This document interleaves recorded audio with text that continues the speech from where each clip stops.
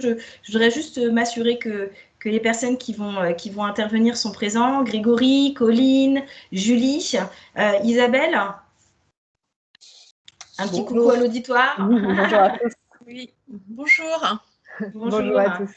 Alors, et je vois que Julie est également en ligne. Donc, par contre, Julie, on ne voit pas votre caméra. Enfin, ou alors peut-être que c'est mon écran. Non, je l'avais coupé. Voilà, parfait. Donc, merci à tous les quatre. Donc, effectivement, on vient de terminer, comme je le disais à l'instant, la table ronde. Et encore, excusez-moi pour ce léger retard. On vient de terminer la table ronde pour parler un petit peu des innovations positives avec un focus un peu plus start-up. Mais c'est pas parce qu'on est dans la partie ESS qu'on n'est pas start-up. Et ça, je pense que Julie, Colline et Isabelle, vous allez pouvoir nous parler un petit peu de tout ça. Donc, effectivement, quand on parle de bien commun, on ne peut pas passer à côté de ce qu'est l'ESS, parce que l'ESS, c'est des principes de solidarité et d'utilité sociale, c'est vraiment le côté projet collectif. Donc, je vais vous présenter un petit peu et puis on fera un petit tour de table rapide tout à l'heure pour que vous puissiez un petit peu mieux vous présenter vos projets. Donc, on a autour de cette table ronde 100% digitale Grégory Huchon, donc directeur adjoint du CRES Bretagne. On a Colline Didier, donc, qui est fondatrice de la plateforme Social Déclic. On a Isabelle Leroux, qui est coordinatrice dans une structure médico-sociale qui s'appelle APAGE et donc qui officie sur le 22, 29 et 35.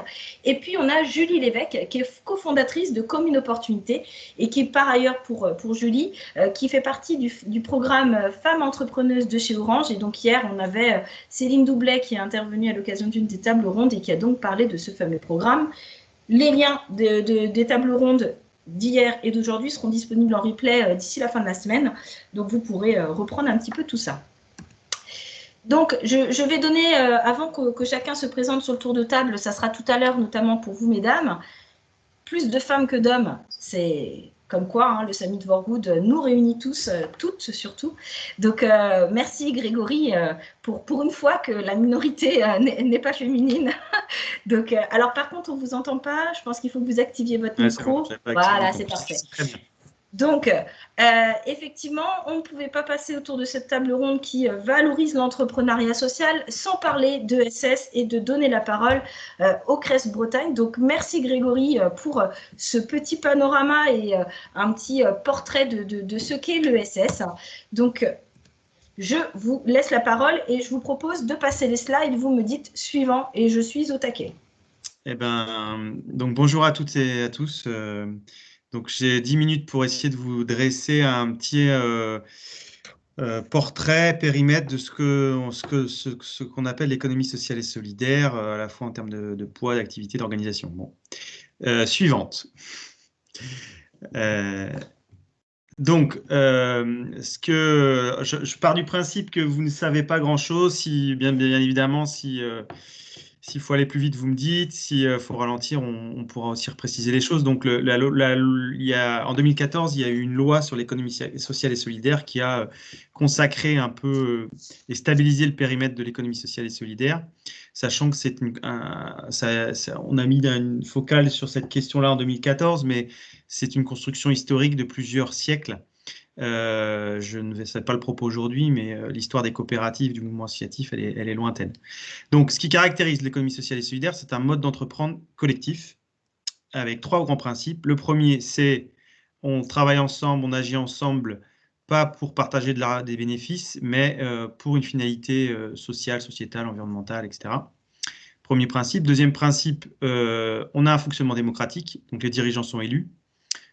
Et fondamentalement, enfin, derrière cette pratique-là, c'est qu'il y a une réflexion sur les pratiques démocratiques dans l'entreprise, donc sur la participation des salariés, sur la décision collective des dirigeants bénévoles, etc.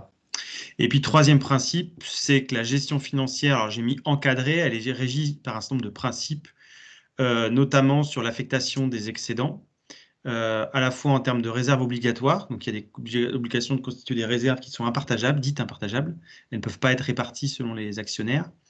Et puis les bénéfices, quand il y en a, ils sont majoritairement, là aussi c'est inscrit dans des statuts consacrés au développement de l'activité.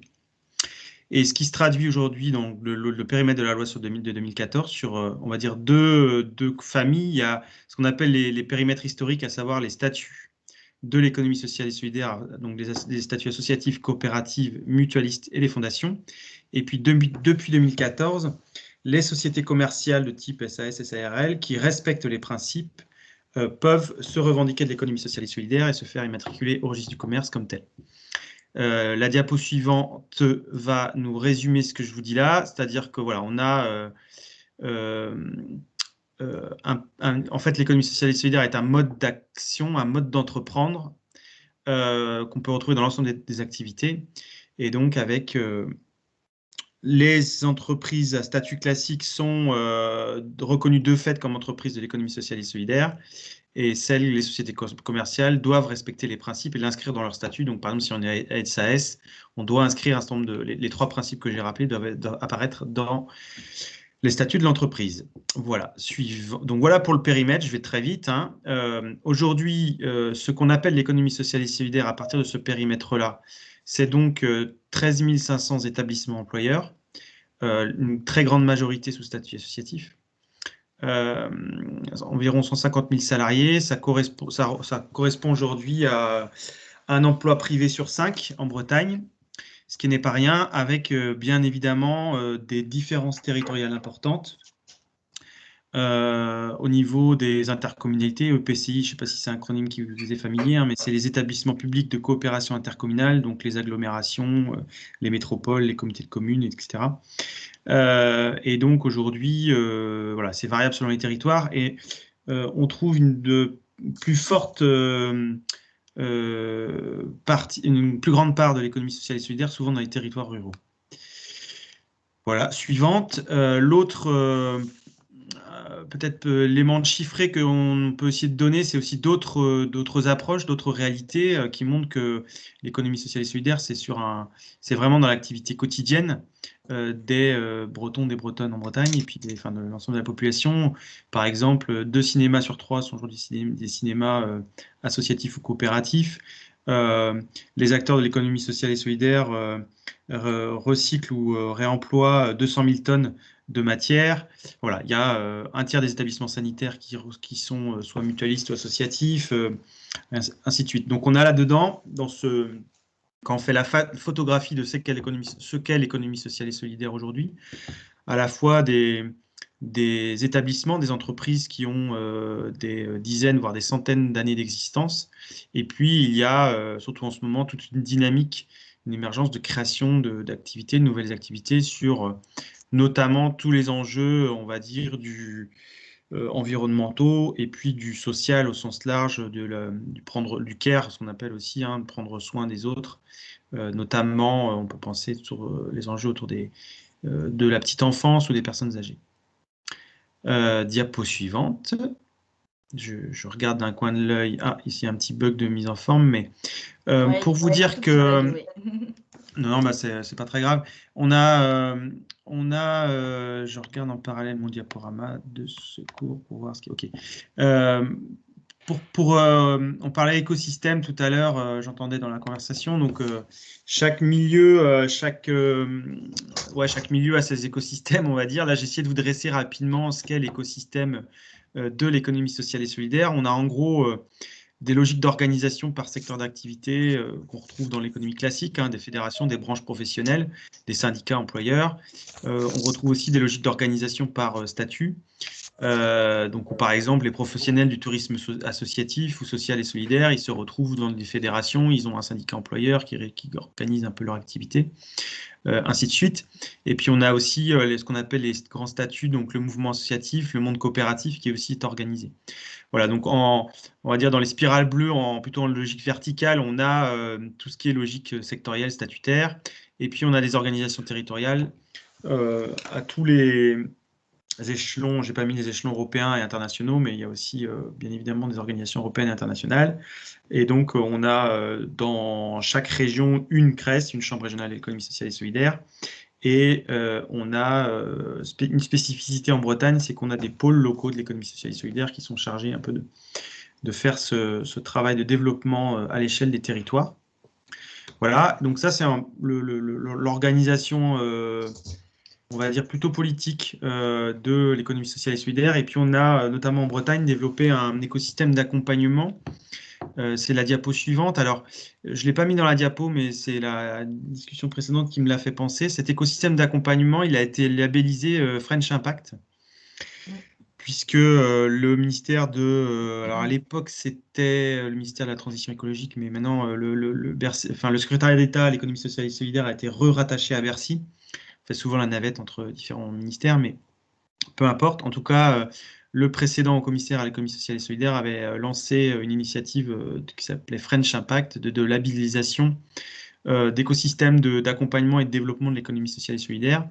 Et c'est un point particulier, puisqu'en Bretagne, c'est l'ensemble de l'écosystème breton, qu'on a appelé Braze Impact pour faire un peu local, qui a été reconnu qui a été labellisé French Impact. Et dans cet écosystème, on retrouve un ensemble de partenaires qui impliquent aussi les collectivités territoriales et puis les services de l'État. J'ai cité là notamment principalement les réseaux de l'économie sociale et solidaire qui sont impliqués et qui ont développé un certain nombre de dispositifs, alors qui sont des acronymes tout à fait barbares comme tout acronyme, mais pour vous dire qu'il y a dans vos parcours d'accompagnement et de création, si vous le souhaitez, un certain nombre d'offres d'accompagnement, de formation et de financement qui permettent de soutenir les initiatives spécifiques de l'économie sociale et solidaire. Ces dispositifs existants, parce que complémentaires de ce qui peuvent exister sur l'économie, on va dire, dite classique ou conventionnelle, du fait des modalités de gestion que j'expliquais au début, à savoir sur les modalités de gouvernance démocratique, de gestion des intéressés et d'utilité sociale. Ça implique des modes d'entrepreneuriat et des modes d'action qui sont un peu différentes et que du coup, il y a des logiques d'accompagnement, de formation et de financement qui sont un peu différentes, mais les choses sont aussi articulées avec l'écosystème d'accompagnement classique. Voilà. Eh bien, je crois que j'ai terminé ma présentation en 9 minutes, si je ne m'abuse. Oui, tout à fait. Voilà. Et en plus, la transition, elle est toute faite, puisque oui, tu parlais, Grégory, de tout ce qui... Oui, voilà, c'est ce que mais de toute façon, je pensais le faire, mais merci de me donner l'autorisation. Du coup, au niveau de l'innovation, on a là 3 projets qui s'inscrivent un petit peu dans cette mouvance un petit peu ESS, en tout cas la philosophie. Et du coup, la transition, elle est bien trouvée. Donc, je vais vous repartager mon écran pour qu'on puisse donc revoir nos charmantes demoiselles qui sont, et dames, peut-être dames plutôt, qui sont présentes autour de la table. Donc, je vais donner la parole à chacune d'entre vous pour que vous puissiez vous présenter et puis nous parler un petit peu de ce qu'est votre entreprise. Alors, peut-être du coup, je vais donner la parole à Colline, qui va nous dire ce qu'est Social Déclic et comment en fait est née cette idée et surtout en quoi finalement ton entreprise ou ta plateforme s'inscrit dans une démarche ESS. Super, merci beaucoup. Bonjour à tous. Effectivement, donc Social Déclic, l'idée, c'est voilà une communauté de freelance de la tech engagée. Et du coup, tu peux voir sur la slide suivante qu'en fait, l'idée, nous, à la base, c'était vraiment, moi, je viens plutôt du monde de la tech. J'avais pas mal d'amis qui étaient plutôt indépendants et qui l'étaient vraiment par choix. Je sais que ça peut parfois faire ressentir l'indépendance et le freelance comme étant un peu antinomique avec les valeurs de l'ESS, mais ce qu'il faut comprendre, c'est que tous les gens de notre communauté le sont vraiment par choix et justement pour pouvoir mieux choisir leur projet et plus s'impliquer. Et donc, j'avais pas mal d'amis qui avaient vraiment envie d'impact et qui avaient envie de mettre à profit leurs compétences techniques et leur expertise technique tech dans des projets utiles et des projets de l'économie sociale et solidaire.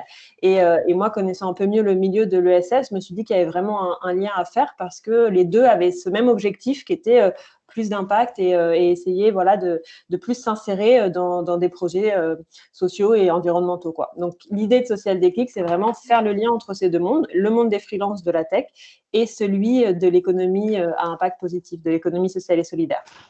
Ouais, je crois que tu m'avais dit à l'occasion de la table ronde, et ça m'avait vraiment interpellé, qu'il y a 62% des développeurs qui n'ont aucune connaissance des prérequis qui sont demandés dans le développement des sites. C'est quand même important, en fait. Les prérequis en accessibilité. Ouais, des prérequis.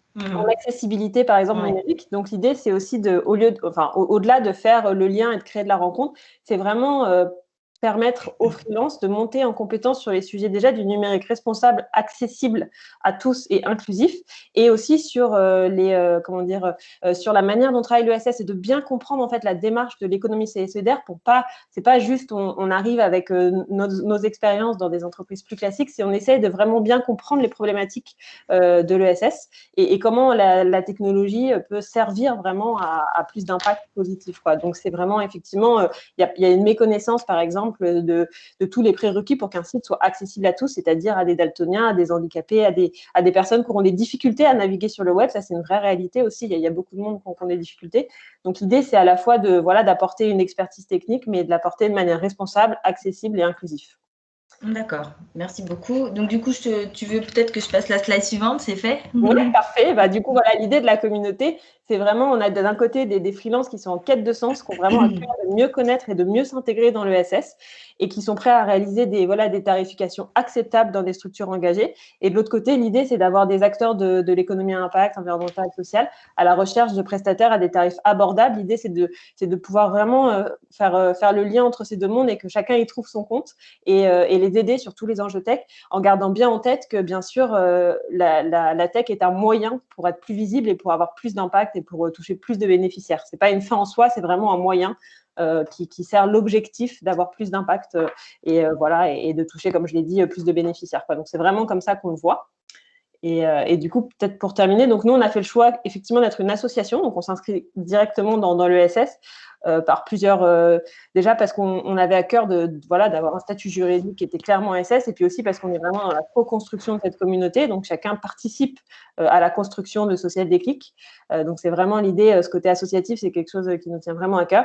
Et du coup, voilà, on s'inscrit dans les mouvements Tech for Good France, et on essaie vraiment, c'est un exemple, mais de construire un manifeste et de toujours co-construire nos valeurs, nos envies, notre vision et de ensemble essayer d'être un partenaire et d'être des partenaires intéressants pour les structures à impact et qui leur permettraient d'avoir plus d'impact, quoi. Donc, c'est l'idée. D'accord, donc c'est vraiment dans l'idée de travailler autrement, de proposer en fait à des personnes qui ont envie de s'engager et comme on le disait sur la table ronde précédente, de se lever le matin avec quelque chose qui nous tient aux tripes. C'est un petit peu ça cette envie, hein. C'est vraiment de permettre à ces personnes-là qui ont des compétences de pouvoir aussi travailler sur des missions qui ont du sens et qui font vraiment lien avec leur état d'esprit un peu éthique. Complètement. Et comme le disait quelqu'un avec la précédente précédente, ça passe pas forcément par l'entrepreneuriat ou le changement complet de son métier, mais ça peut passer par les structures dans lesquelles on va travailler et par la manière dont on va appliquer son métier, c'est-à-dire le faire de manière plus responsable et accessible, quoi. Alors, comme on parle d'accessibilité, ma transition est toute trouvée pour enchaîner sur Isabelle, puisque Isabelle, donc tu vas pouvoir peut-être juste finir sur Social Déclic. Donc, c'est Colline et Charlotte, hein, on vous met le lien dans le chat pour avoir plus d'informations et n'hésitez pas à aller regarder un petit peu tout ce qui s'y passe. En tout cas, c'est une très belle initiative et on est ravis, hein, Colline, de t'avoir à nos côtés aujourd'hui pour parler un petit peu de tout ça parce que, comme tu le disais, c'est un statut, c'est aussi une posture d'entrepreneur et c'est ça qu'on veut valoriser aujourd'hui. Donc, je donne la parole à Isabelle. Donc, Isabelle, alors, super projet, encore lauréat du challenge de l'année dernière. Donc, comme précédemment, on a eu Clément qui avait remporté l'un des prix du challenge. On a donc Isabelle. Donc, Isabelle, c'est un petit peu notre mascotte, hein, j'ai envie de dire, sur le challenge Summit for Good, parce qu'Isabelle, elle a coché toutes les cases de ce qu'on a voulu dans cette dynamique qu'on a initiée en 2020. Donc, Isabelle, je vais te donner la parole. Tu me dis quand il faut que je passe tes slides. Et puis, écoute, c'est à toi. Je voulais juste te dire que je ne sais pas si tu avais reçu mon dernier message pour te dire que les diapos que je t'avais envoyés, je voulais les changer, mais après, c'est pas grave. Donc, tu ne seras pas nécessairement obligé de présenter toutes parce qu'il y en a qui sont plus nécessairement d'actualité. Pas de souci. Voilà, donc je suis Isabelle Leroux, donc je suis coordinatrice et donc je travaille au sein d'un foyer de vie donc, qui accueille des personnes en situation de handicap sur le territoire, à l'ouest du département costarmoricain. On a en fait, je travaille au sein du GCSMS, hein, donc comme tu disais Nathalie tout à l'heure, qui est une association. Donc on est bien sur le champ de l'économie sociale et solidaire dont tu parlais tout à l'heure Grégory. Donc je suis en plein cœur de ces associations et donc je suis salariée au sein de la page de 22 29 35 depuis 15 ans. Voilà. Donc on a en fait au bout d'un certain nombre d'années constaté plusieurs éléments que les personnes accueillies, donc qui sont accueillies au sein des institutions, partent très peu en vacances et ont très peu les moyens pour aussi voyager. Et du coup, elles sont aussi confrontées à des situations d'électronisme. Et donc tu en parlais aussi tout à l'heure, Colline, sur leur modalité d'accès à tout ce qui est technologie et accès à Internet. Et donc, du coup, on s'est rendu compte qu'il y avait d'importants besoins pour que les personnes puissent, par exemple, échanger leur lieu de vie avec d'autres personnes sur un territoire et pour qu'elles puissent, en fait, pouvoir partir en vacances et se dire, ben voilà, c'est un petit peu comme une plateforme d'échange de maisons où là, l'idée, c'est on échange son logement et puis on part à moindre frais pour découvrir un autre territoire, découvrir d'autres personnes, découvrir d'autres activités qu'on peut proposer au sein des établissements. Donc voilà, et donc du coup, ce projet-là a été soutenu par à la fois Summit for Good, parce que non seulement Summit for Good nous a proposé de participer, déjà de voir des webinaires, donc du coup avoir de personnes ressources très intéressantes, m'a proposé aussi d'être coachée pour qu'en effet on puisse proposer un pitch, voilà. Ouais, c'était ça. Plein de mots qui me sont relativement étrangers, voilà, moi qui suis coordinatrice. Et puis donc, tout ça pour se dire qu'en effet, le challenge a impulsé une dynamique au projet qui a fait que derrière, on a pu aussi être soutenu par deux fondations, donc la fondation AFNIC et la fondation Connect-J, qui du coup va dans le chemin, vous en parliez un petit peu tout à l'heure dans le webinaire précédent, c'est notre chemin. Donc on a rencontré aussi, grâce au webinaire, de belles personnes, des gens qui aussi au niveau technologie nous soutiennent aujourd'hui dans le projet. Et puis, on a aussi, à présent, on va être soutenu pour faire une période d'incubation, donc via la Fondation Cognac-J. Et donc, du coup, il est vrai que on avance tranquillement, tout en sachant que notre projet est aussi confronté à la réalité qui est aujourd'hui très difficile concernant le Covid et le confinement, qui fait qu'en effet, on devait passer à une phase d'expérimentation pour laquelle, pour l'instant, on est en arrêt total, puisque on a été tous touchés par le Covid. Voilà.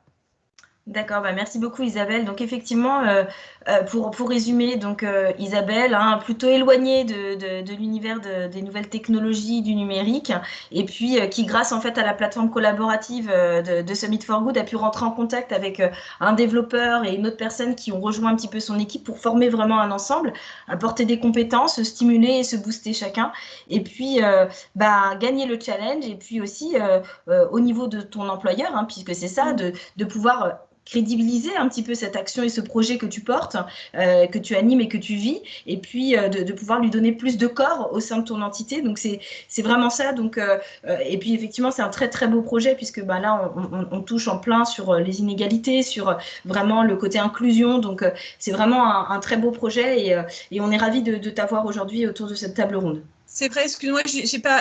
En effet, tu fais bien de le rappeler sur le fait que c'est aussi une nouveauté au sein de notre association de me laisser du temps pour travailler ce projet-là.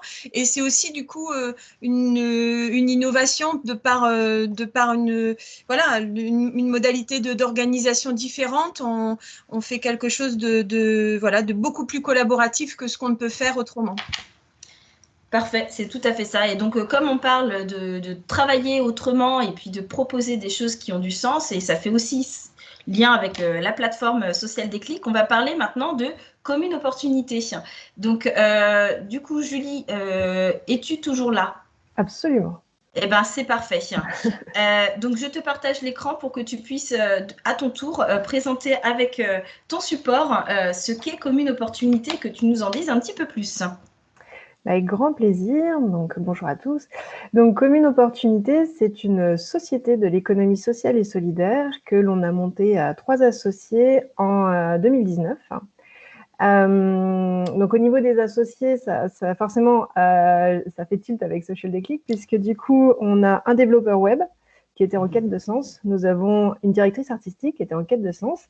Et nous avons une communicante au sens large, moi-même, qui était en quête de sens. Et en fait, on a lié nos compétences autour d'un projet qui s'appelle Commune Opportunité.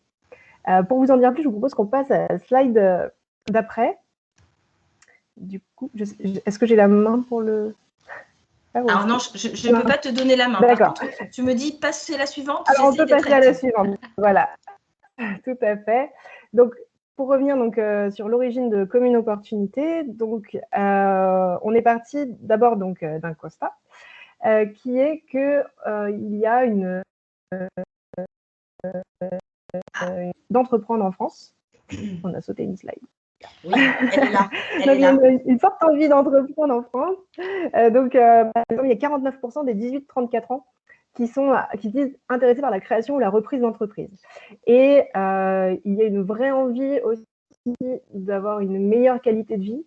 Un mouvement qui a démarré en 2008 avec la crise, qui s'est poursuivi avec tous les événements tragiques qu'on a pu connaître en France autour de 2015.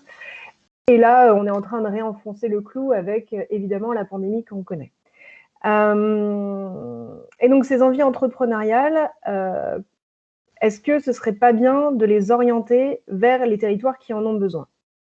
Parce que parallèlement, comme vous pourrez en voir un exemple sur la slide d'après, il y a une vacance commerciale dans les centres-villes français qui est supérieure à 12%, avec certains centres-villes où on est sur des pics à 40%, des choses qui sont vraiment étonnantes. Au niveau des déserts médicaux, on est sur une situation aussi là, tout à fait tendue, avec des déserts médicaux qui ont progressé de 50% sur les 3 dernières années, et avec un nombre de professionnels de santé qui vont partir à la retraite qui est alarmant. Du coup, si on a quelques médecins qui sont intéressés pour aller exercer en ruralité, comment leur faire connaître? Comment permettre au territoire, là aussi, de s'exprimer, de se rendre visible facilement, efficacement, sur un outil adapté. Parce que pour le moment, effectivement, on avait, au niveau des solutions qui s'offraient au territoire, c'était des salons avec des stands qui avaient un coût rédhibitoire pour un village, hein, bien sûr. C'était de la de tête, là aussi, qui a un vrai coût, etc., et où les territoires ne sont pas forcément amenés à rencontrer les porteurs de projets de façon directe. Donc, on s'est dit, voilà, on a des envies d'entreprendre, on a des territoires, hein, comment les faire se rencontrer? Et du coup, on s'est dit, aller faire un site de rencontre. Voilà, c'est aussi simple que ça. Donc Commune Opportunité est donc un site de rencontre qui a pour objectif de faciliter l'entrepreneuriat à tous les publics, très important pour nous, au service de la revitalisation des territoires. Et quand on parle des territoires, on parle de tous les territoires. Donc, l'idée, c'était vraiment d'avoir une offre qui soit en adéquation avec les besoins, les attentes et les possibilités, y compris financières, des plus petits villages. D'accord, voilà. C'est parfait. C'est exactement, effectivement, plateforme de rencontre. On voit qu'il y a beaucoup d'initiatives. Les gens ont envie d'entreprendre. Hein. On sent cette envie. En tout cas, à un moment donné, on peut y penser dans son parcours professionnel. Et le fait d'être sur ce volet-là, je pense que le contexte sanitaire nous donne plus que raison, hein, nous qui avons la chance, puisque, bon, pour les plus loin, hein, je crois que c'est toi d'ailleurs, Julie, tu es en Vendée, hein, c'est ça? Oui, c'est ça, tout à fait. Voilà, et sinon, on a du périmètre de Rennes, et puis on est plutôt après sur du Lagnonnais, enfin plutôt local, en tout cas 22. Donc, effectivement, c'est exactement ça. C'est vraiment comment on arrive aujourd'hui à avoir du sens dans sa création d'entreprise, puisque vous êtes l'exemple même qu'on a envie de faire des choses, d'innover, et en même temps de mettre ça pour une cause qui est plus existentielle, qui fait sens, qui fait vraiment, qui a quelque chose au corps. Donc, ça me permet de faire ma transition sur finalement la question suivante que je vous partage, c'est: y a-t-il des opportunités ou des difficultés dans la création d'une entreprise ESS?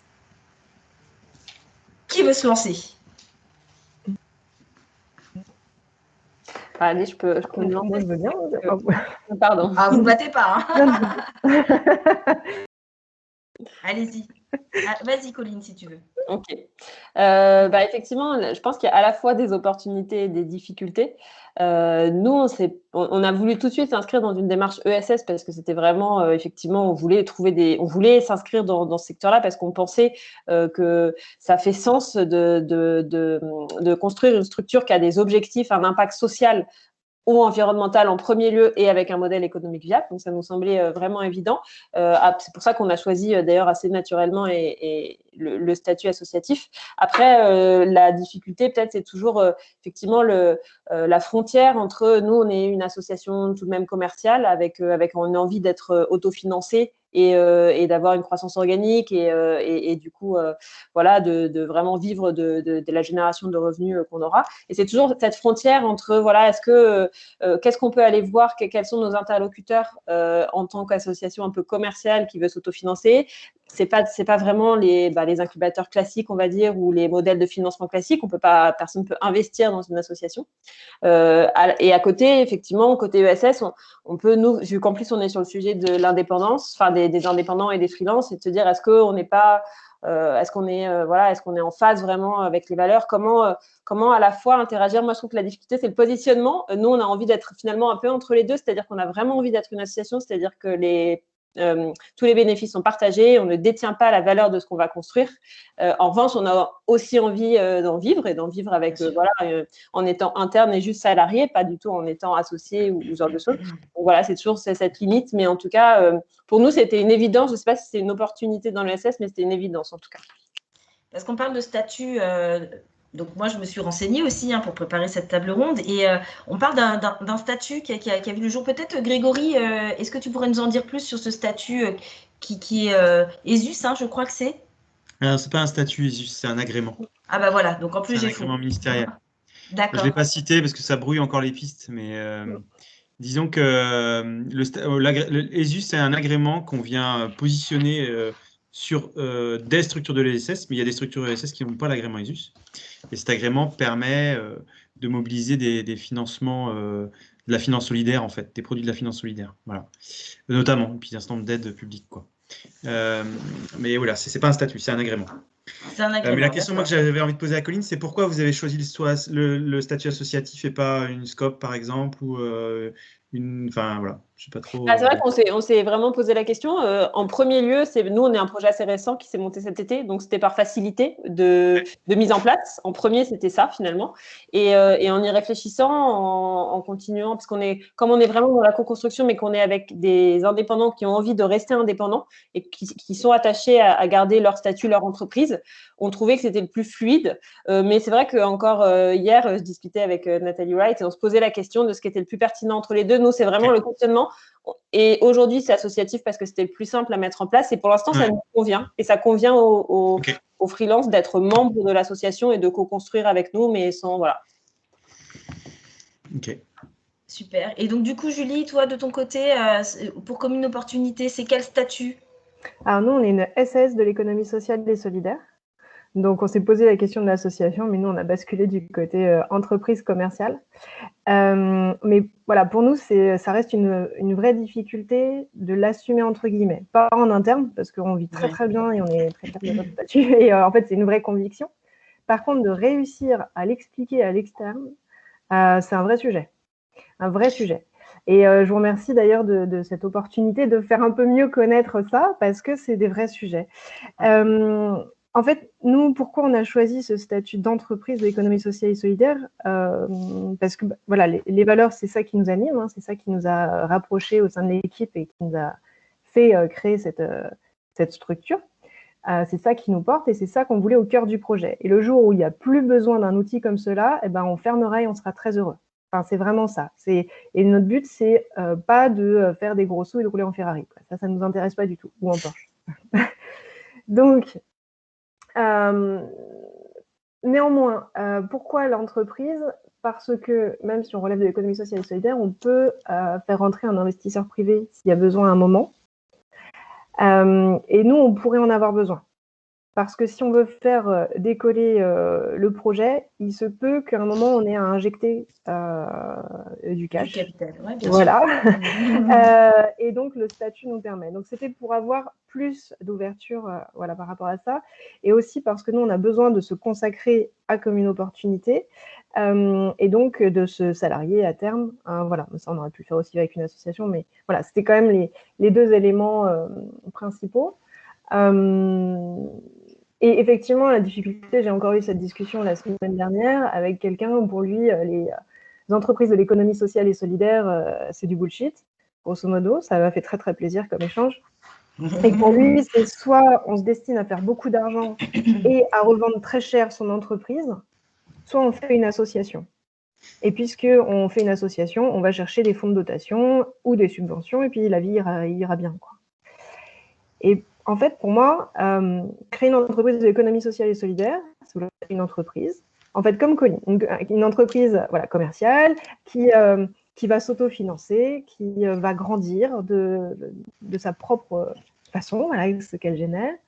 Je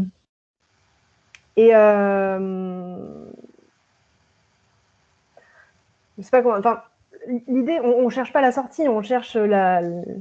Dans nos échanges, ouais, dans nos échanges, tu disais, parce que c'est effectivement sur ça que je voulais t'interroger et je vais donner la parole après à Grégory parce qu'il a levé la main, je pense qu'il a pas mal de petites choses à des compléments d'information à apporter sur le sujet, mais c'est vraiment l'envie d'avoir un impact, mais quand même de ne pas travailler non plus pour rien. C'est vraiment ça. Et finalement, toi, sur le statut que tu as créé, enfin sous lequel tu as créé, tu es vraiment sur ce pendant-là d'afficher la volonté d'avoir une rentabilité, mais au final, d'avoir quand même un état d'esprit qui est tourné vers le collectif. Oui, c'est ça. C'est exactement ça. C'est exactement ça, je ne dirais pas mieux. Ah bah, non mais c'est ça, c'est bien résumer les choses. Donc du coup, Grégory, ma question c'est... J'ai une petite question d'abord. Dans la raquette. J'ai une petite question dans la raquette. J'ai une petite question pour Julie, puis après, je veux bien préciser une ou deux choses. La question que j'ai pour Julie, quand tu dis que tu es entreprise commerciale de l'ESS, c'est-à-dire que tu es une SAS et tu es inscrit au registre du commerce en tant qu'entreprise de l'ESS, c'est ça? Tout à fait. Ok. Non, parce qu'en fait, moi, les deux précisions que je veux faire, c'est un, au sens européen, une association, une coopérative, une mutuelle est une entreprise. Donc, en fait, une entreprise de l'économie sociale et solidaire, c'est le périmètre que j'ai décrit tout à l'heure. C'est une chose qui est importante. Après, les statuts, ce sont des outils. Et on pose des statuts, que ce soit une association, une coopérative, une mutuelle, voilà, en fonction de notre objet social et de notre objet d'entreprise et la façon dont on veut organiser la gouvernance et organiser la rémunération des parties prenantes. Et c'est aussi, on organise ça aussi en fonction de qui constitue l'entreprise, quoi.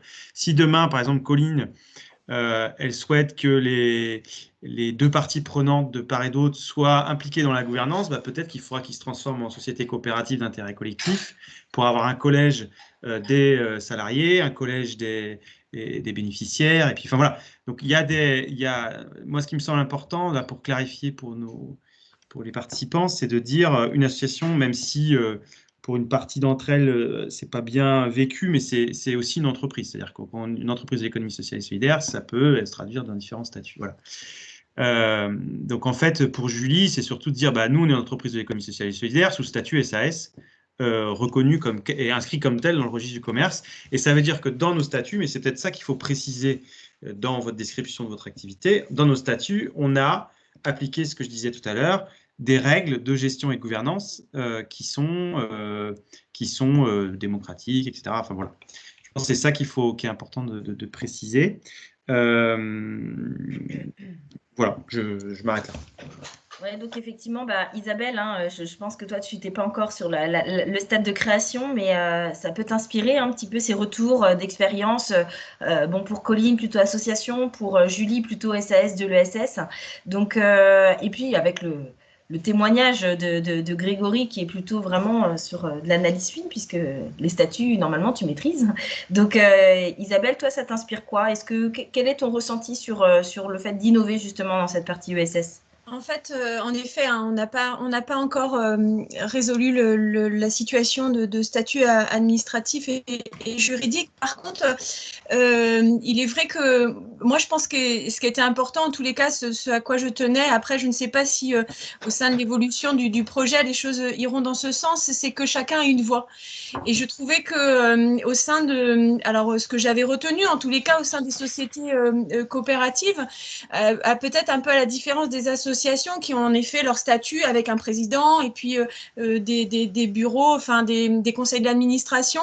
Ce que je trouvais assez intéressant dans la SCOP, ou enfin dans la société coopérative là, c'est que chacun avait une voix. Et pour moi, en fait, que ce soit les salariés, que ce soit les financeurs ou que ce soit aussi les usagers, et là plus particulièrement les personnes en situation de handicap, si demain elles peuvent s'investir et avoir une voix et avoir une place au sein d'une structure, voilà, une entité juridique, je trouverais que cela, enfin, ce serait pour moi l'idéal.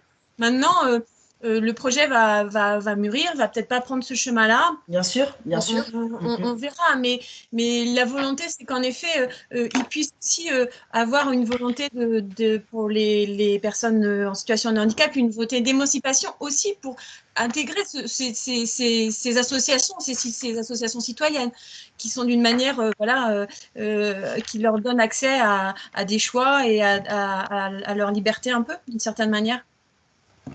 Eh ben, c'est parfait parce que ça me permet de faire tout de suite le lien avec ma question suivante. C'est que vous voyez s'afficher à l'écran, c'est tech et ESS, compatibles ou pas?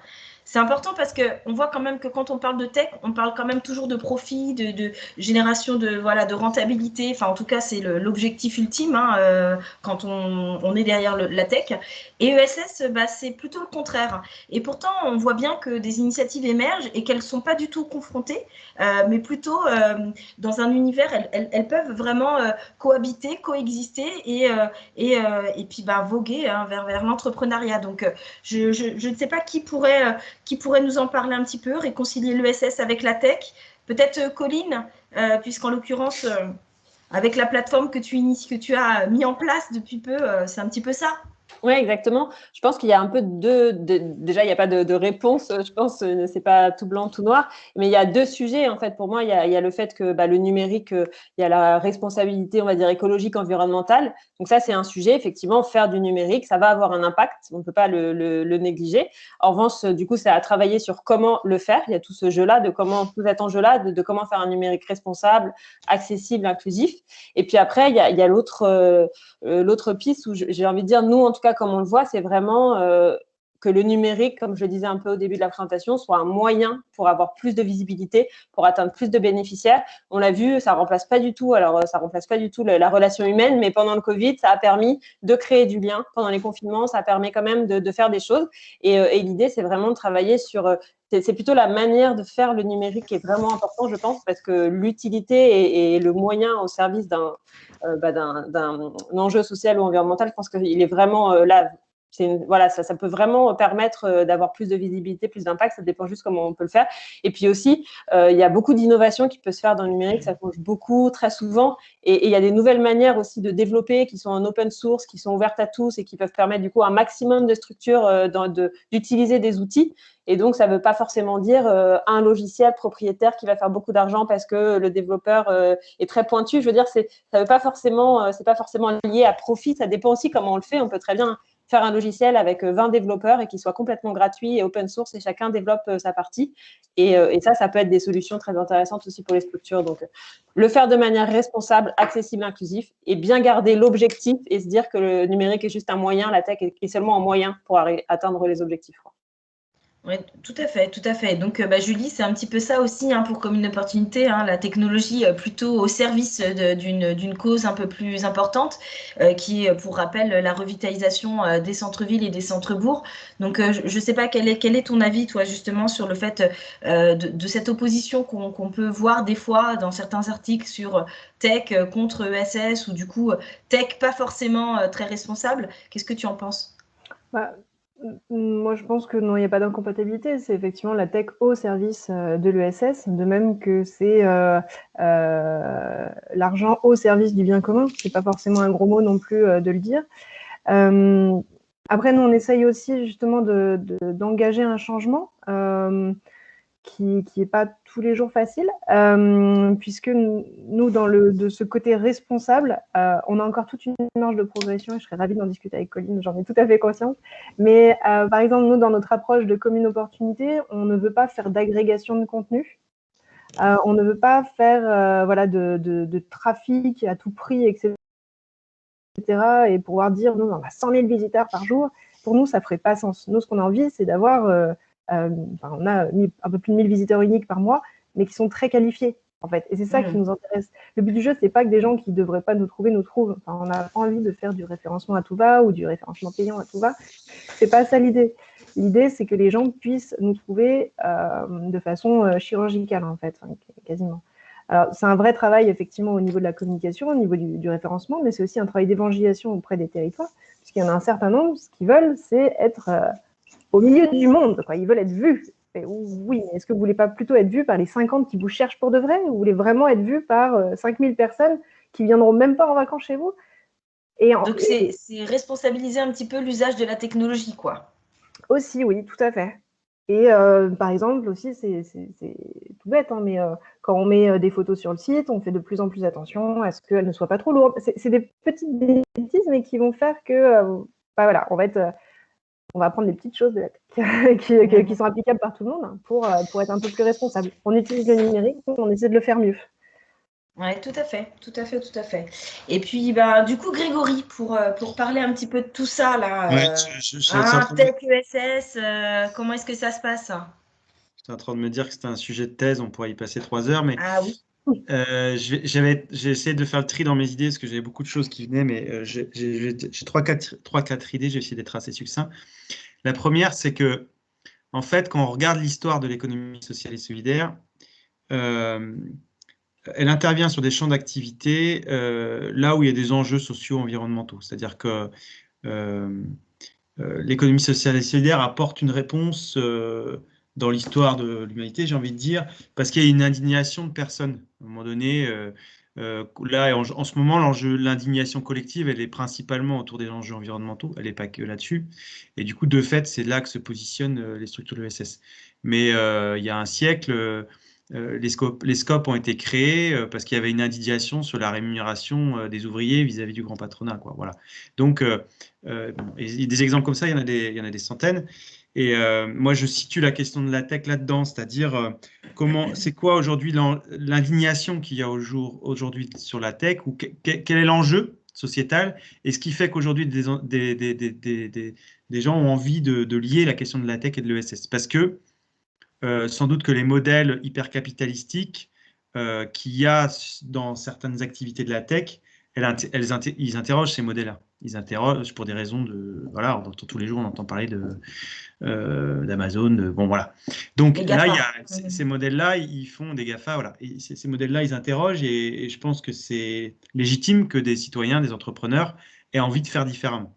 Tout à fait. C'est la première réflexion. La deuxième, c'est que dans la question, il y a aussi des questions culturelles qui fait que dans l'ESS, il y a une partie de pratiques d'entreprises très anciennes, avec parfois des dirigeants plus anciens qui ne sont pas forcément aguerris ou à l'aise avec la question tech, et que du coup, voilà, derrière, il y a aussi une question générationnelle et de culture qui fait que si cette génération, c'est la génération actuelle qui pose ces enjeux-là, parce que c'est sa culture, voilà, elle est à l'aise avec à la fois de parler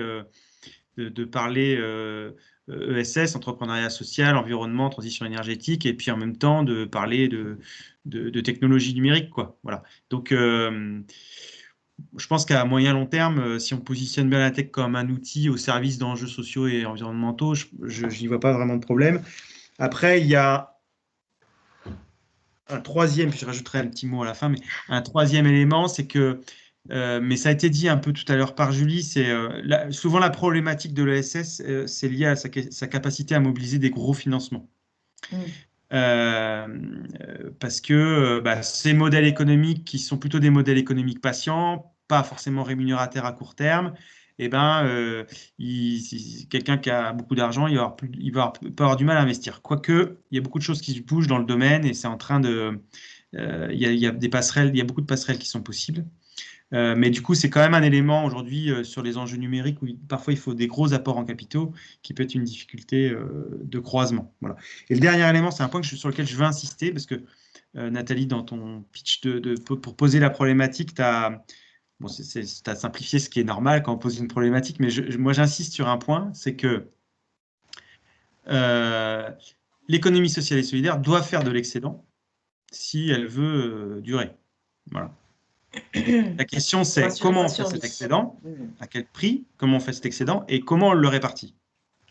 Mais ça, on se bat tous les jours avec les pouvoirs publics qui nous disent faites des résultats équilibrés ou machin. C'est une des fausses cultures qu'on a.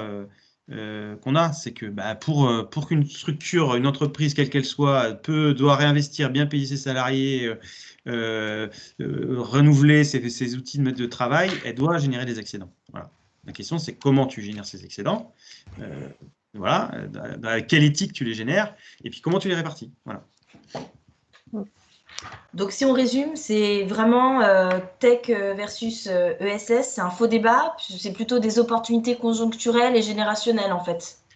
Je ne pense pas que ce soit un faux débat, je pense que la question, elle est intéressante, hein. Mais c'est un débat qui,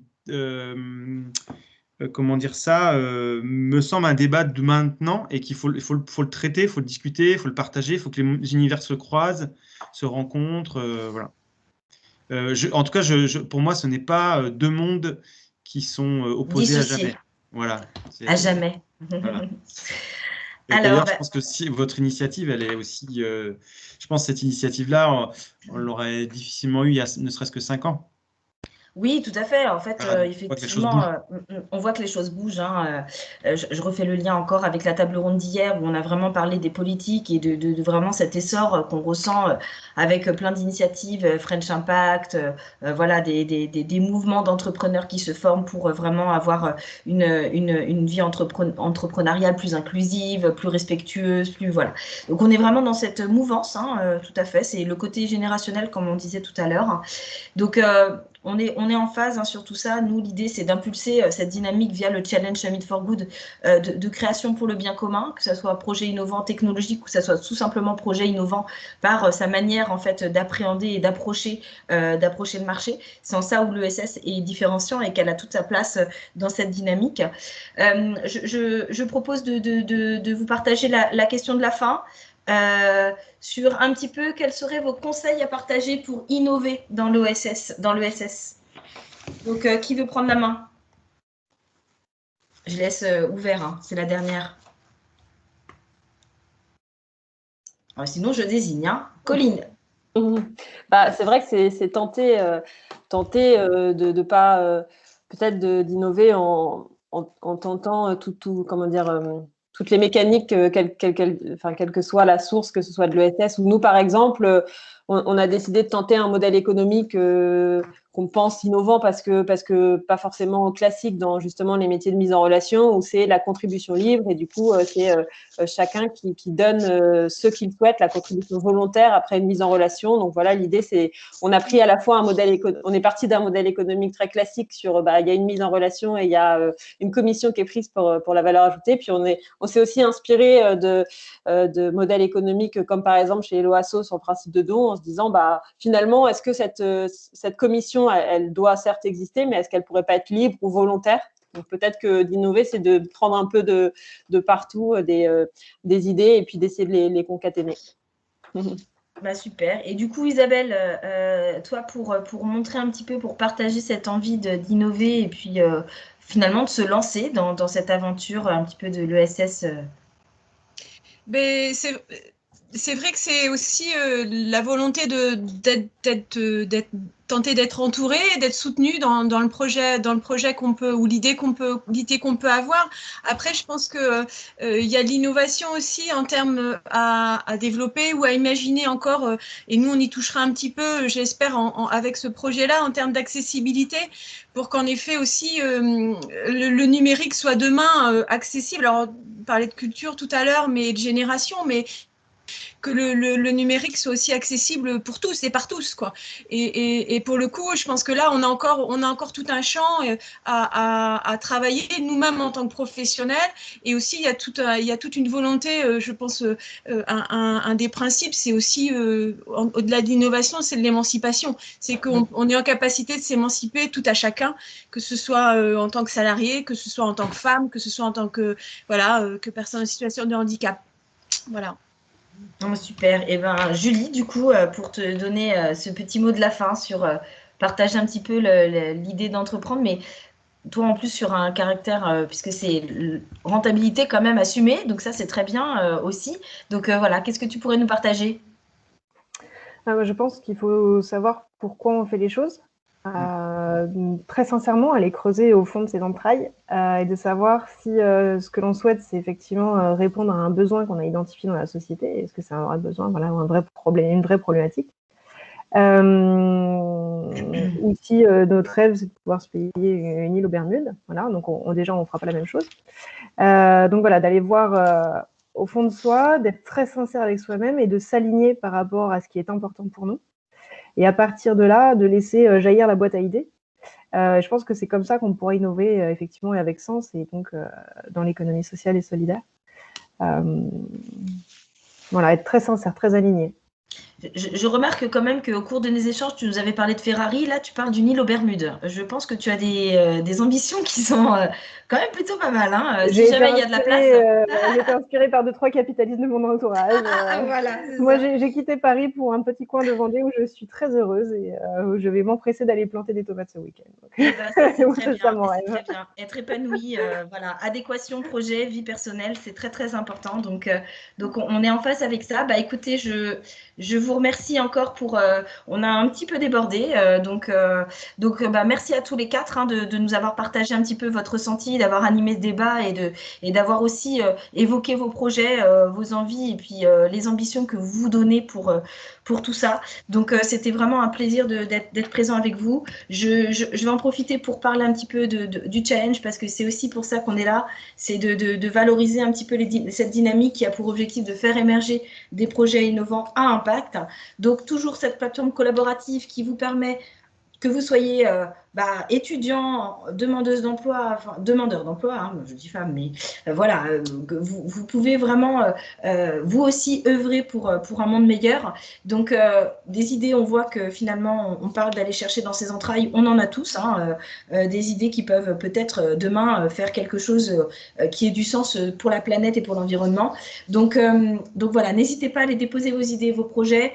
Comme disait tout à l'heure Isabelle, ça lui a permis, elle, la plateforme, de trouver des compétences et de rejoindre, en fait, enfin, d'avoir des personnes qui l'aident et qui l'accompagnent. Donc, de constituer une équipe et de participer au challenge. Donc, voilà, vous aurez l'occasion de rentrer dans un écosystème bienveillant qui saura vous prodiguer conseils et retours avisés. Et on voit que, finalement, comme on le dit, c'est surtout l'accompagnement et les échanges, même si on est dans un monde actuel, où on vit actuellement, c'est plutôt en distanciel, on voit quand même que les échanges, c'est très important et on se nourrit de tout ça. Donc voilà, encore un grand merci. Aussi à nos sponsors, organisateurs, financeurs et l'ensemble de nos partenaires, bien sûr, qui permettent de faire vivre cette action, de diffuser, de relayer, d'être présents à nos côtés. Et puis, écoutez, le mot de la fin, je vais couper. Vous avez vu ma présentation? Vous n'avez rien vu du tout? Si, c'était bon? Bon. Écoutez, en tout cas, merci beaucoup à tous. C'était un vrai plaisir d'animer ces deux tables rondes. Je remercie les différents intervenants des tables rondes. Et maintenant, prochain rendez-vous, c'est le challenge et le dépôt de projet jusqu'au 9 mai. Voilà, encore merci à tous de nous avoir suivis. Et puis, vous avez pas mal de liens qui ont été donnés par mes collègues dans le chat, notamment le lien de nos intervenants, des projets de nos intervenants, des différentes plateformes. Donc, n'hésitez pas à aller les consulter. Merci beaucoup à vous. Au revoir.